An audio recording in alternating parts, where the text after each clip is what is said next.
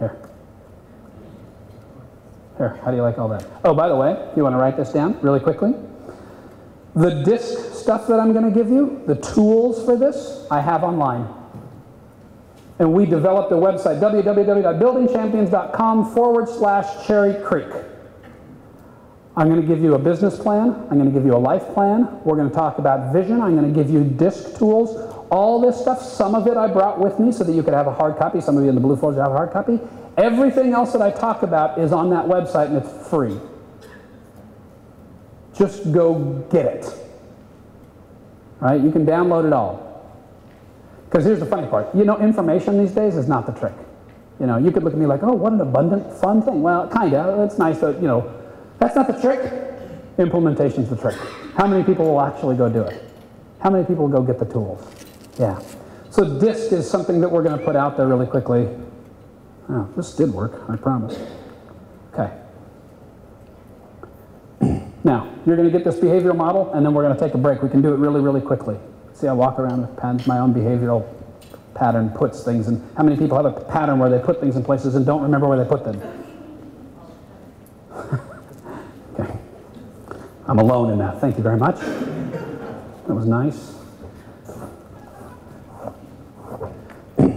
DISC. DISC is an acronym, D-I-S-C. It stands for the 4 different behavioral patterns that all 7 billion or however many people there are on the planet Earth have. You, sitting there right now, have 4 behavioral patterns that you exhibit. You have them. They're with you. You don't. So here's the deal. You have 1 or 2, possibly 3, at a positive degree, and you have at least 1 or 2, possibly 3 at a negative degree, but you have all 4. You have all 4. You either have them positively or negatively, and I will explain that. When we talk about D, we'll start in the upper left-hand corner, dominant. Dominant behavioral patterns. If you have this at a positive degree, these are people that are aggressive, competitive, they don't have time for anything, hurry up, let's go. They can be, I mean, and sometimes when you talk about behavior, we use hyperbole, we exaggerate. Not everybody's just off the charts D if you're a D, okay? But when I'm coaching these, and even right now, by the way, there's a handful of you in the room, because you can see it, because I'm a behavioral, you know, I'm certified in this stuff and I can see it. How many people in the room right now are Ds? They're dominant behavioral patterns. Yeah, see, I start talking about them, and I need like more right guard and stuff. I'm like, oh my gosh. Okay, because the Ds right now are going, hurry, hurry. Just cut to the chase. Stop telling the stories. Just tell us what we need to do. I gotta go. That's how Ds think. I gotta go, and I gotta win at whatever I'm going to. Competitive. They can be aggressive. They can be, one of the words that describes them that, you know, you'll be sorry you raised your hand, but you're thick-skinned if you're a D. Egocentric. Kind of get out of my way, I'm going somewhere. Now here's the funny part. Some of the greatest leaders in our country are high Ds. You know? I, on the upper right-hand corner up here, is influencer. People that have this at a positive degree are warm and friendly and fun, and they love you, and they take an elevator ride from the 3rd floor to the 1st floor, and they talk to somebody, they've got a best friend, I love that guy. Okay? And they talk with their hands, and they're outgoing, and you meet eyes, and they're, I don't know, they're kind of, they're fun people. By the way, DISC and all of behavior languages, whether it's Myers-Briggs or whatever it is you're learning, this is not right or wrong or good or bad. If you learn that you're one of these things, I've told people that behavior is a little like hair. My little analogy. Ready for my metaphor? People that have straight hair, there's probably a couple bald people in the room going, hey, this isn't a good analogy at all, man. I don't like this analogy. What are you doing to me? Dude, sorry. Right here. You would have hair if you just let it go, man. People that have hair that's really, really curly, my thing, I told you I lived in Italy. My wife's this, you know, short, little, beautiful Italian lady, and she's got huge hair. It's curly and bushy. So in our house, and my 2 daughters, I have 4 kids. My 2 daughters also have curly, bushy hair. That happens genetically, I've understood. And we have apparatus to straighten it out. Irons, and you know, and so curly hair people want to straighten it out. If you have super straight hair, guess what you have? You got curly stuff. Okay? A bunch of guys are going like, whew, I don't have to do any of that. A couple are going, yeah, I got that stuff too. All right, so behavior's a little like hair. When you're a D, you sometimes kind of go, I wish I weren't this way. But I got to tell you something. When you study DISC and you help people with behavior, you're not trying to make them something different. You're trying to go really know who you are. Because it's really going to be helpful in terms of knowing who you are and how you're going to go help other people. Eyes, warm, friendly, fun, out there, going. If you're a high I, you just love people and you want to ask them a bunch of questions. Dave, stand up. You're a high I, dude. Right? I'm a D and an I. You're an I. We spoke last night. Yeah, no, you're an I. Don't argue with me, man.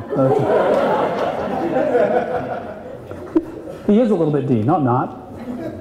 Dude. All right, man, you're a D. Whatever. You're a closet I, man. So come on out. Dude, engaging, warm, friendly. Don't, he's like, you know, there's not like a 12-step program for it or anything like that. Dude, I mean, it's okay. Yeah, it's okay. Let it go. Be an I. S. S at the bottom right-hand corner there, steady, also stands for stability. People that are stable and steady as their highest behavioral pattern. You want to know something crazy about S's? It's the largest percent of the United States population is a high S. Now all the D's in the room are going, this is why I hate it here. Okay? Because D's, the dominant driven, let's go somewhere, and stable steadies are like, yeah, we'll go, nice and slowly. Okay? S's is the largest part of the United States population. How many realtors? How many realtors in the room? Okay, good.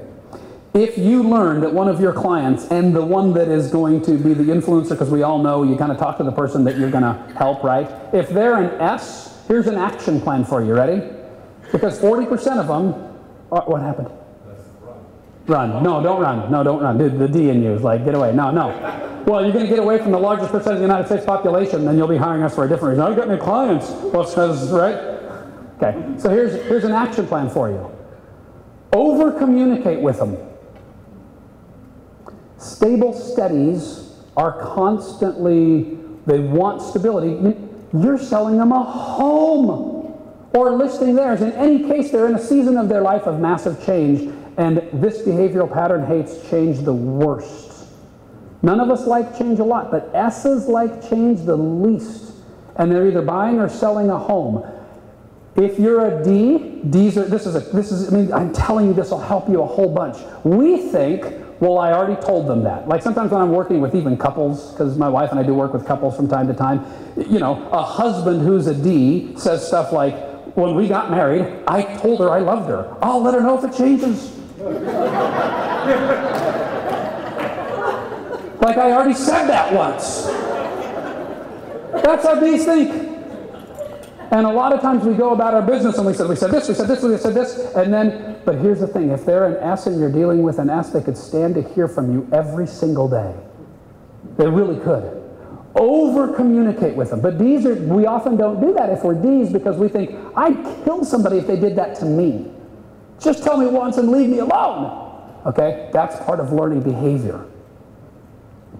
Over-communicate with S's. Because they would love it. Hey, we don't have anything new to tell you. It's in underwriting. Things look really good. We got nothing new to tell you. I just wanted to call you and let you know we're on top of it. You would have clients for life. Now, if you did that with D's, if you write that down, that's the problem I have with a lot of marketing programs. I happen to believe that marketing programs, at a minimum, should have 4 variations.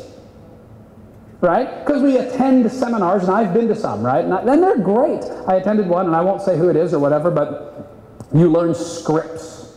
Anyone ever learn scripts? Like, how do we say things?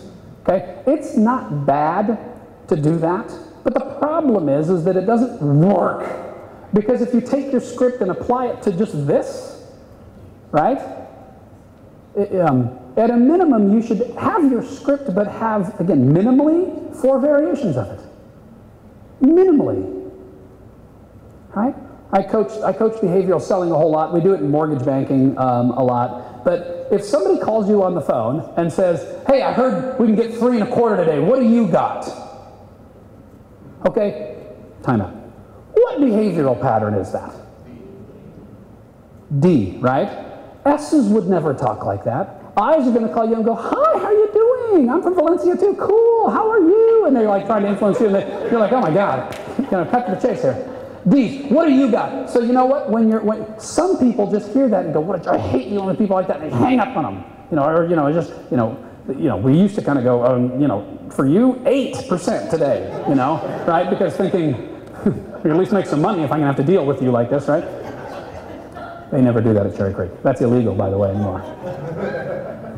That'd be discriminating against D's or S's. But I think if you would take that person, this is just a classic way that I coach this, and you wouldn't say this to all patterns, but if you learned that they were D, here's what I think you should say. I think you should say, thanks so much for calling. First of all, I can tell you're in a hurry.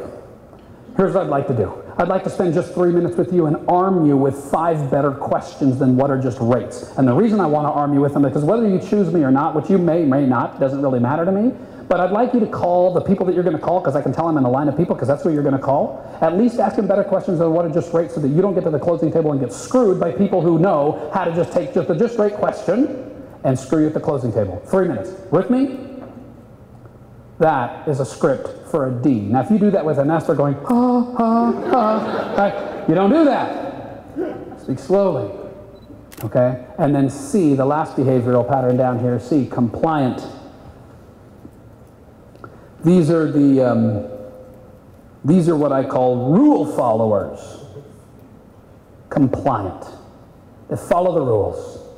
They're constantly asking, are things correct? They walk around in life and they see patterns, they see rules, they want to make sure things are correct. Where's my friend? He was in here earlier. Oh, good, he left. The guy that helped me with the IT, often IT people, rule followers, right? He came in and he was like, I got to make sure that that's exactly square. And he was making, I don't even care if it's a parallelogram, right? But there's some people, that are looking at that thing, if it's crooked all day, they can't live, They've got to get it right. And C, behavioral patterns are asking if it's right. Got any C's in the room? A little bit, Mike? Okay. A little bit of C? Okay. How many S's? Yeah. Good. It's funny, even if you are an S, S's aren't going, me! Right? Because they're S's, they're like, I'm an S, whatever. And you never say, would you get up and talk to us? Because S's are like, no, I don't want to get up and talk to you. The D's will get up here and talk. All right. There, that's the whole language. So when you get tested, again, this is just one language. By the way, here's an action plan. Go take this if you haven't taken it. Go online, go on Google, right, and take a DISC profile.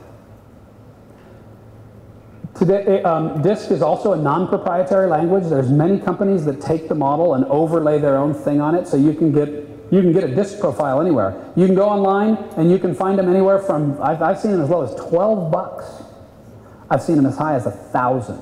And the only difference is that people will take the information and overlay stuff to explain why, and some, you get a report back that's 1,000 pages that are coaching you in. Okay, Building Champions, we sell them. If you want to get them from us, you can, but I'm not here to sell you anything. So, I think ours is $75. It's a 24-page report. But if you get the profile, you're going to come, and it's going to give you a model D, I, S, C. You're going to get this graph and about, some other pages that explain stuff.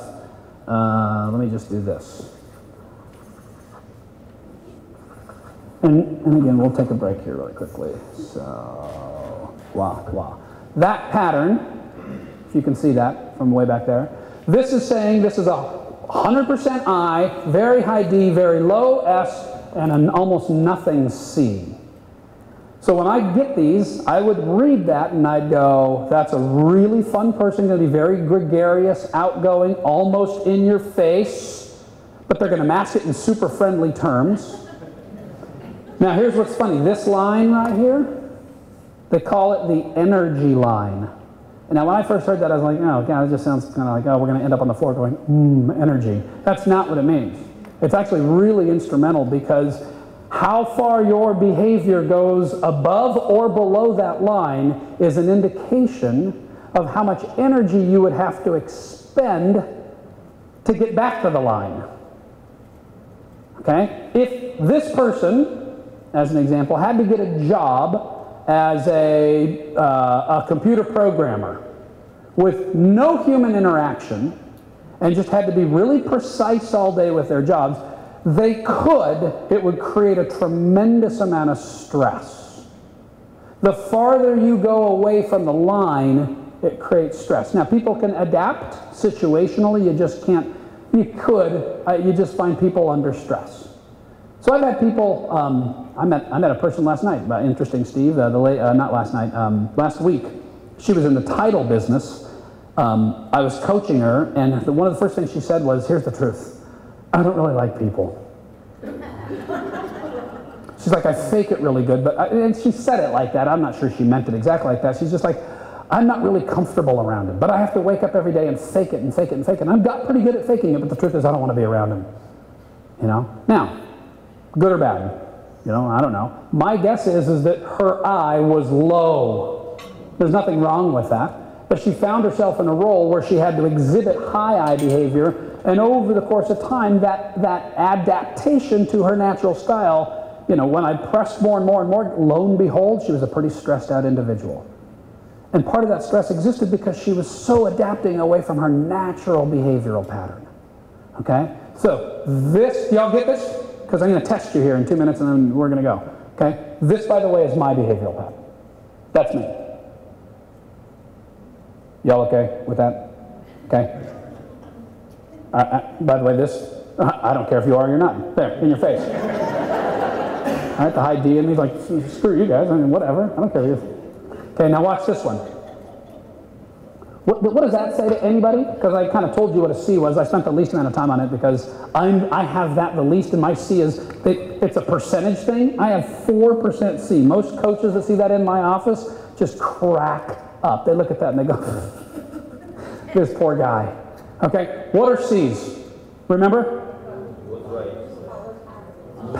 Rules, patterns. Okay, remember, like, where'd the blue pen go? You're lucky I have shoes on. I'm not kidding. I show up some places, I forgot my shoes, I forgot my belt. You know, if you go home at night and have anyone can't find their keys in the morning, does that happen? Dude, go ahead. You can raise your Okay, if you can't find where you put your keys, it's really likely you're a high I. Because the low C in you, now if you're a higher enough C, you're going, well, that's dumb, just put them in the same place all the time. Like, well, we know that, but we don't. Okay? If your C is as low as mine, my action plan for almost everybody is get a radar detector. That's your first action plan. You're fast. You're getting better. You're getting faster. I drive around the street and I see suggestions. I don't see rules. Stop. Whatever. Lights. Who are those for? Yeah. There's a couple of C's in the room going, that's not funny, man. That's dangerous. Get it? You'll start to feel that behavioral pattern. But it's true. Get a radar detector and do everything you can to pay attention to rules. I don't naturally look at rules. I'm not kidding. I probably have a million slides. I wanted to get into it with you and I wanted to kind of coach you or whatever, and I do everything I can to kind of stay within a framework, but my style is a little bit more, and it works with coaching because I allow people to speak to me. But in terms of coming with a presentation that I'm going to follow, I can't do it.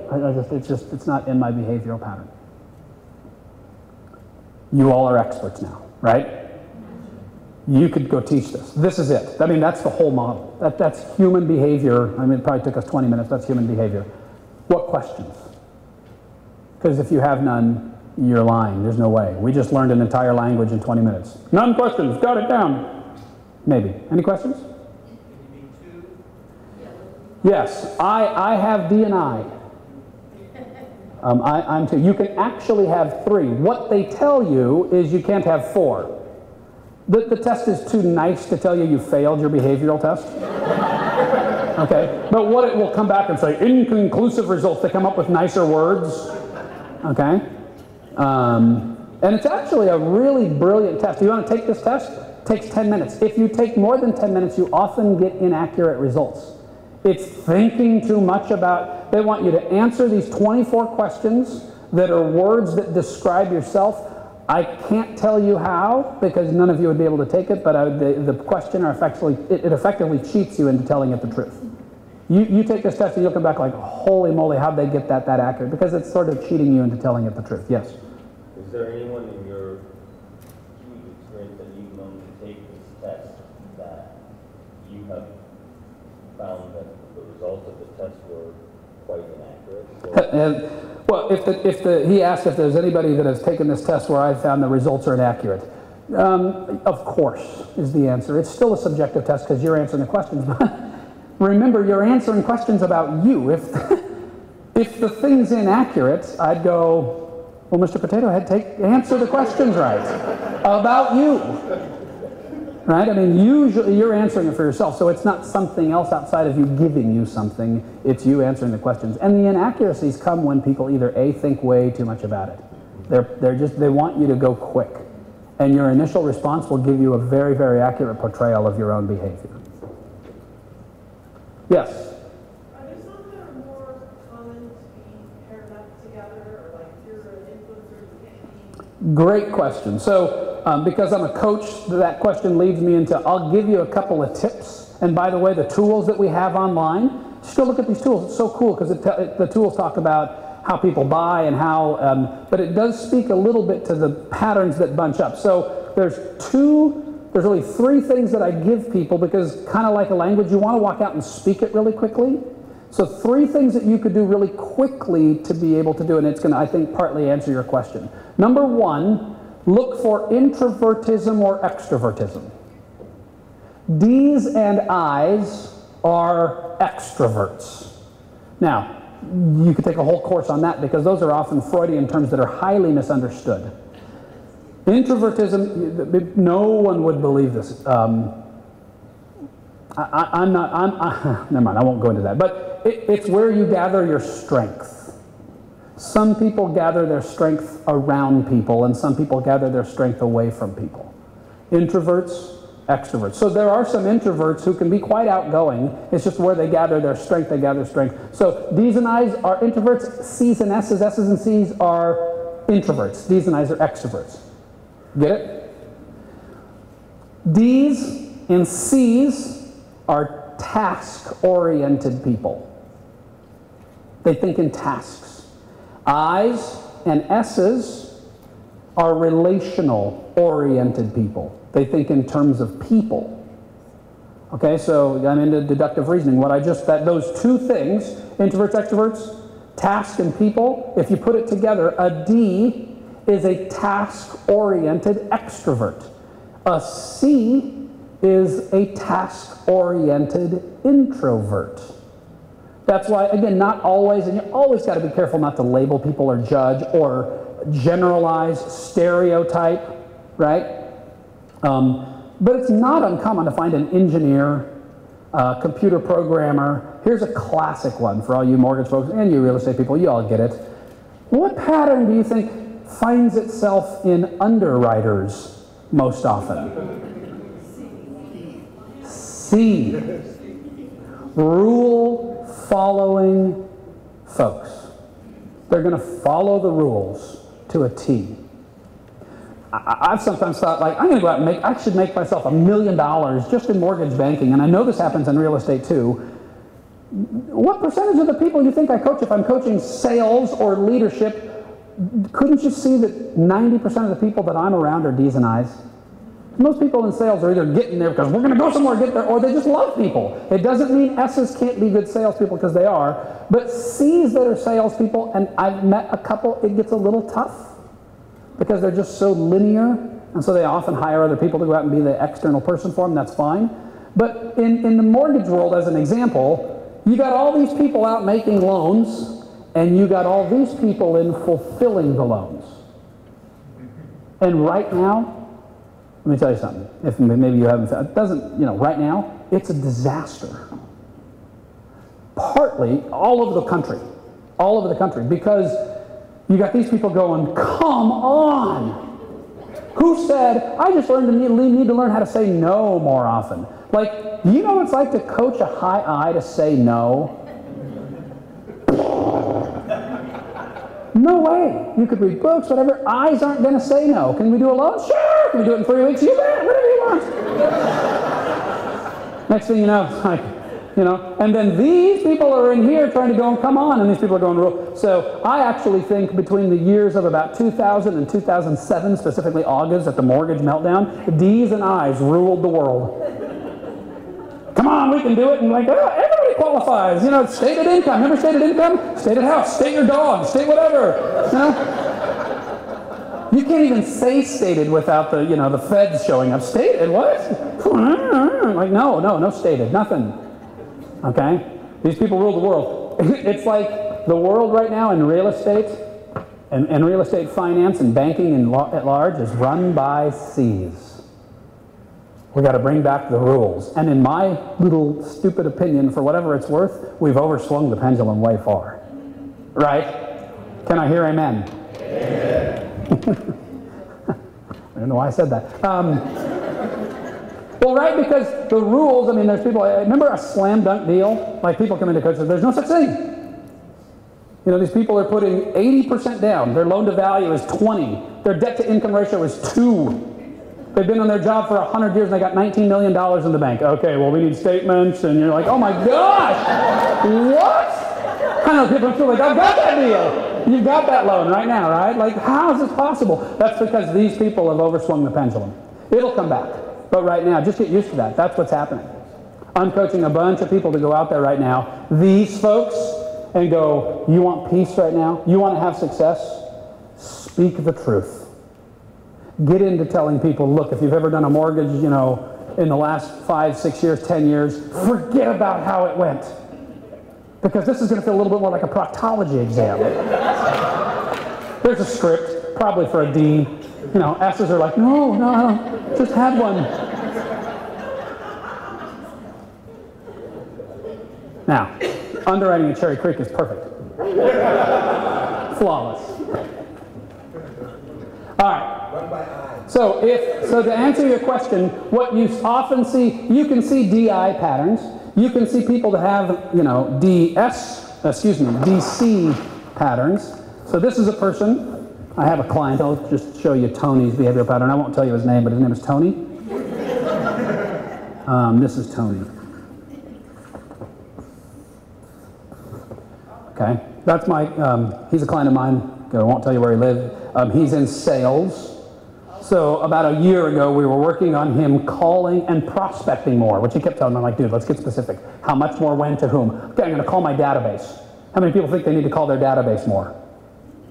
Yeah, okay. Well, you won't until you get specific on how much more, when, where, right? Okay, but we worked on that, and he's like, I hate calling my database. What do you want me to say?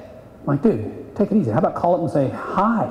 You know, we were working on scripts and stuff, because this is a, like, I don't have time, blah, blah, blah. This, low I, okay, high I's, warm, friendly, fun. Low I's, cynical, skeptical, pessimistic.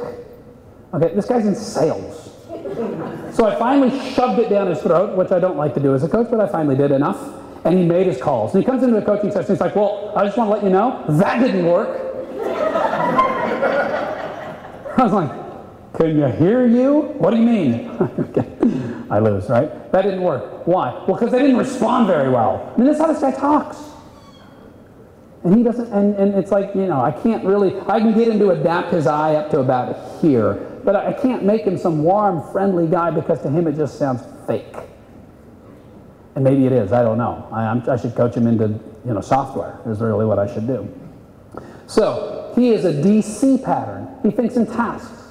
He's got a little introvert and extrovert in him, which you can see. You see IS patterns all the time. Here's what you don't see. You don't see DS patterns. If I ever see, I've seen like, well, I've seen two. When you see someone who's a DS as a coach, okay, step one, counseling. You need to go search out a counselor. Seriously. Seriously. DS patterns, and by the way, because D's and S's are opposite patterns. Can you imagine someone that's driven and driving and stable and steady? See somebody. See somebody. The same thing with I's and C's. So D's and S's are opposite patterns. I's and C's are opposite patterns. C's, rule following. They want to make sure it's right. If there's high C's in the room, when I even began the day, and sometimes clients will hire me to go out and talk to your operations. I've talked to operations staff. It's ruthless for me because it doesn't sound anything like this. Hi, how are you all? Next slide. You know, and then it feels like that to me. Because if I come and go, hey, what's going on? How are you guys all doing stuff? There's a bunch of C's going, what a bunch of hype. They're checked out. Just give me the facts.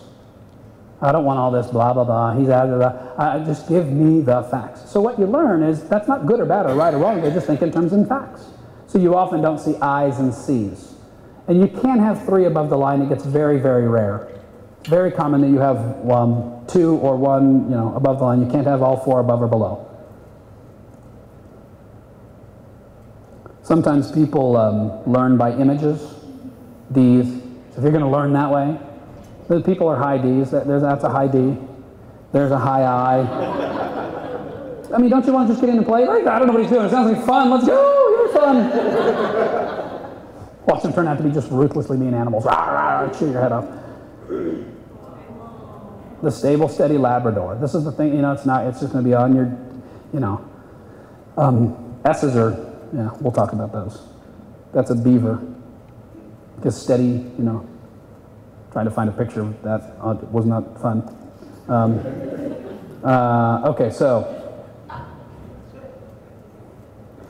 All right, last questions?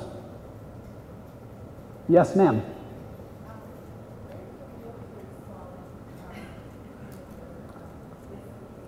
Where do realtors fall in?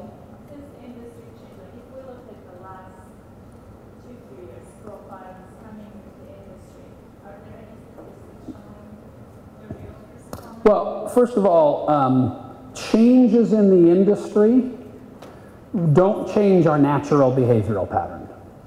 So like if you take our profile, I think any, DISC gives you 2 graphs. They give you a natural pattern and an adapted pattern. Okay, you get 2 because we all make adaptations. So I think what you're talking about, and maybe the better way to ask it might be, how have realtors adapted to the environment? So here's the answer to that. I don't have a clue. No, really, end of my answer. I don't know. I could guess that every one of us have had to adapt our C up. We've had to adapt our C up. The adaptation means we've all had to kind of go, if we're healthy, I got to get the rules. Somebody wrote like, I'm going to study guidelines. Well, if an I wrote that, they don't do it naturally. They just have to go be with people. Guidelines, schmidelines, that's what we used to think, right? But all of a sudden, like, no, I really got to get that. And so studying guidelines could be an adaptation to the external environment. I just think the environment, with all of its legislation, with all of the overlays, with all of the new regulation, it's forcing all of us, if we're going to stay in it and be effective, to adapt our C up. So, if you're me and you're down here, adapting that up, I can for a little while. Over time, it just causes me stress. Yeah. Along those lines, would you say there is a dominant pattern amongst the real estate industry? Yeah, D's and I's. Okay, so D's and I's. TTI and then a low C and a low S. There are TTI out of Arizona. There's some companies that have taken every industry and overlaid this on it and show that. What I know is that sales industries in general, most salespeople have some natural pattern of DI, some combination. You see some S's, okay? S's are interesting, folks. S's they're the hardest ones to detect. People call me all the time and go, I'm not sure. I'm hiring someone. By the way, if anyone hires anybody, you're crazy not to give someone this profile before you hire them. Crazy. It's not a test. I keep calling it a profile. You can't test people because there's a pass-fail thing and you can get into HR issues. But there's nothing wrong with profiling people specifically to a job description. Okay? So, the S's are hard. People that come in and they go, Steve, I've got this client, or I've got someone that I'm trying to do business with, and I'm not really sure what they are. If you're not sure, guess S. Because guess what, D's? You're never unsure. Oh, D. right? Eyes are going to constantly try to warm you up. It's the funniest thing. You're selling something. You ever been in a conversation like, who's selling who what here? I have clients that pay us tons of money to come in and coach one-on-one with us, and they start every coaching session. Steve, how are you? I'm like, how am I? Is that what we're going to talk about that? No, I just got to hear, how's your family and whatever? And you're like, oh my gosh, really? That's an I that desperately needs to kind of connect. Now, what I've learned is, I used to kind of go, well, why don't we not focus on that for a half an hour? Because this is your time. I'm coaching you. You know, eyes can't get there. You have to give eyes something, otherwise they can't click in. Here's how I'm doing, my kids, okay, you okay? Yeah, okay, I love you, you love me, let's kiss. Okay, let's go. Because if you don't do that, you can't, they're not even listening to you. Well, I literally have had clients go, you were so mad at me the whole time. What? Okay, S's were, I used to have a picture of Howard Lederer. Anyone know who Howard Lederer is? Yeah, you shouldn't. Don't raise your hand. That was awful. You're watching way too much television. Howard Lederer is a professional poker player. Okay, I don't know how this made it up. It's like on 19 channels these days, like poker everywhere. Like, oh my gosh. But poker players exhibit S behavior, right? They're about to win $5 million. An I. Like if you gave me 2 pocket aces. Oh, how are we going to read that? I'm no good at those things. I can't keep it in, right? Too extroverted, too much on my sleeve, too much out there, too much emotion, I can't whatever. S's make good poker players. You want to take a break? Because a handful of you say no and some of you say yes, what do I? I'm like, okay, here's what we're going to do. Now, we're going to take a break for like, what time is it? Let's have a precise time here. 10:10. At 10:20, I'm starting again. Because if all the I's in the room go, I'm going to go connect, or all the D's are going to go like check all their stuff or whatever, come back because in 10 minutes we're starting again. All right, we'll take a break.